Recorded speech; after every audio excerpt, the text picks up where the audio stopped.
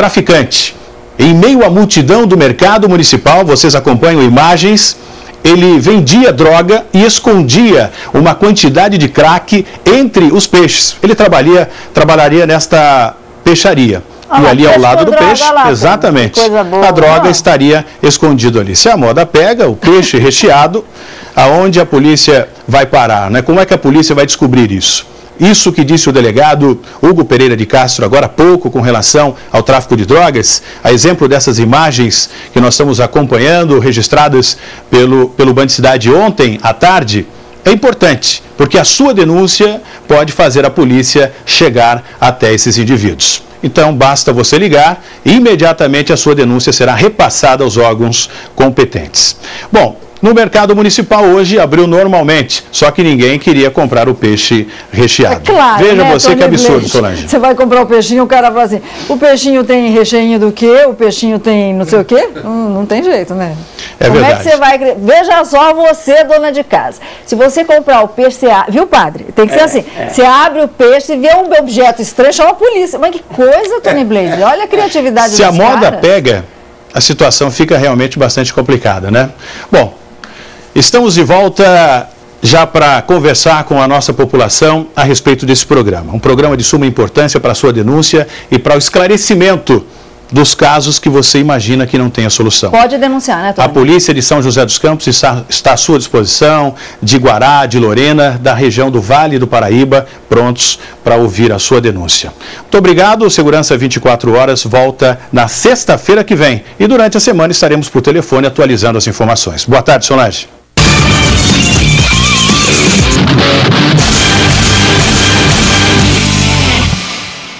Esse é o Tony Blade, toda sexta-feira ao vivo, show de bola, né? Sucessão nas manhãs da Band. Você viu peixe? Agora Peixe aqui com a gente. Com droga? Com droga, peixe maconheiro. Que peixe da América? Que coisa. Peixe maconheiro. O peixe maconheiro, fecha aqui, ele faz assim, pode. Bom, vamos continuar falando sobre fé, né? Mas um pouquinho antes, você gosta de bicho? Gosto. Não de tem peixe. uma calopsita. Calopsita. Pergunta como é que ele descobriu o sexo da calopsita. Como que você pegar o bichinho aí e ver a cloaca. Chama cloaca. Cloaca. Cloaca, né? Não, você justamente. vai lá e descobre se é macho ou fêmea. Justamente, porque na ave, o órgão de tanto o ânus quanto o órgão reprodutor é junto. Chama então, cloaca. Tem que fazer DNA de vez em quando, alguns pássaros, sabia? É verdade. Filhotinho. Vamos falar de bicho, porque tem gato que acha que os outros tomam conta do lugar dele. O gato fica nervoso. E aí aquele gato na casa? O doutor Marcos Massal do Polipet, ele quer saber por que um gato às vezes se sente gato com concorrência. Pode um negócio desse? Nossa, confere aí, meu amigo bicho.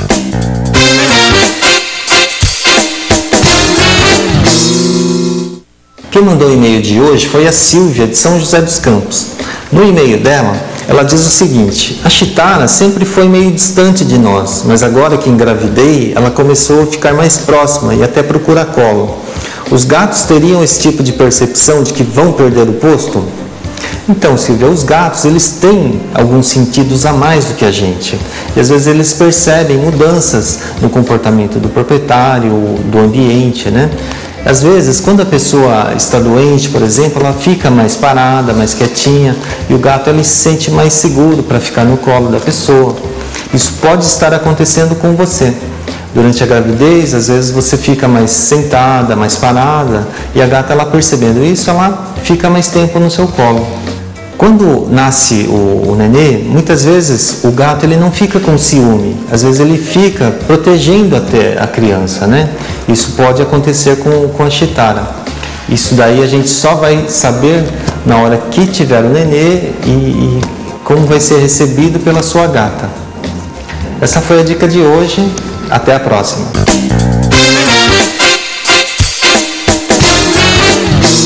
Muito legal, né? Tá vendo? Descobri por que o gato faz aquele pampeiro em cima da casa. Mas o doutor Massal falou que o gato... Não, ele gosta de namorar em cima do telhado, padre, porque ele gosta de tranquilidade, entendeu? Não é em cima do telhado. Pra ele, né? Pra quem tá debaixo do telhado, não tem tranquilidade. Vamos falar em sexo. Muitas vezes os pais não sabem como conversar com os adolescentes. Quais os medos dos adolescentes? Como é que os pais lidam com isso? Amanhã no Sem Limite você confere isso daí. Dá uma olhadinha na chamada.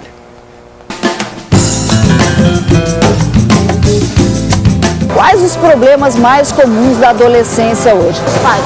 Os pais? Por quê? Vamos perguntar para o Dr. Williams, que é especialista em adolescente. Eu acho que eles proíbem a gente de fazer muita coisa. A proibição. Principalmente namorar. Pois é, namorar, esse é o maior problema das meninas. Mas nós vamos falar de namoro, vamos falar de fé. Tem gente na linha. Fé. Vamos lá. Ligue Band. Aqui é a Helenice, né? Moro aqui na Vila Tesouro, São José dos Campos. Tenho um nome de uma pessoa, se chama Alisson Nóbrega Martins Lima, que é exemplo vivo do poder da fé. Hoje ele tem 4 anos, tem 5 anos já, e é um menino super inteligente, muito carinhoso, esperto, corre, pula, brinca, faz tudo que uma pessoa normal faz. Só que ele, com 7 meses de vida, prematuro, teve várias complicações, usa uma válvula, fez várias cirurgias na cabeça. Os médicos diziam para mim que meu filho não ia andar, meu filho não ia falar. Só que eu depositei o meu filho, a vida dele, nas mãos de Deus. E eu tinha fé, e eu falava: Senhor, o Senhor me deu meu filho perfeito, eu quero ele perfeito, eu não acredito no que os médicos estão dizendo. E até hoje, eu creio em Deus. Quem curou meu filho foi Jesus Cristo. Eu sei que eu acreditei. Isso, tudo que a gente acredita, a gente pode conseguir. Se você acredita numa cura, você vai conseguir essa cura. Então, eu gostaria que todos tivessem essa fé no coração. A fé em Deus, que é o único que salva, que cura, que liberta. Tá? Meu exemplo está aqui todos os dias, a minha bênção. Sempre que olho para o rostinho dele, eu fico feliz, fico alegre, né? E vejo o poder de Deus na minha vida. Okay. Um abraço a todos, tá? Olha, não há melhor maneira de terminar o programa do que com um testemunho desse, né? É aquela intervenção divina que o senhor falou, né, pai? E a fé, ela falou assim, ela disse, permitir que Deus fizesse, ou seja, entregou completamente. Isso que falta às vezes para que a gente possa ter fé, entregar completamente, né? O filho com 7 meses, os médicos falaram uma coisa, falou: não, mas eu acredito ali que Deus vai fazer. Padre, quando a gente fala em entregar, eu tenho uma visualização dessa entrega na cabeça que eu não sei se é correto ou não. Muitas vezes a criança está em cima do muro, né? Isso, e o pai fala: se joga. E a criança se joga sem medo, né? Isso mesmo. É isso, mais ou menos, que a gente tem que fazer? É isso, você confiar plenamente. É isso, mesmo sem enxergar, né? Vamos supor que naquele momento da criança em cima do muro tivesse muita fumaça e ela nem visse o pai.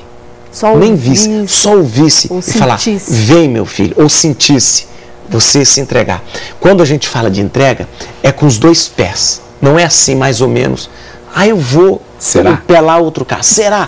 E quando é isso mesmo, eu vou pedir a Deus, será que Ele vai me atender? Não, não é assim que se pede a Deus. Eu peço sabendo, eu já recebi, eu já tenho, eu já consegui. É assim que tem que ser. Essa entrega é assim. Esse exemplo seu é lindo, maravilhoso. Pode usar na missa hoje em Caravel? Vou usar na missa.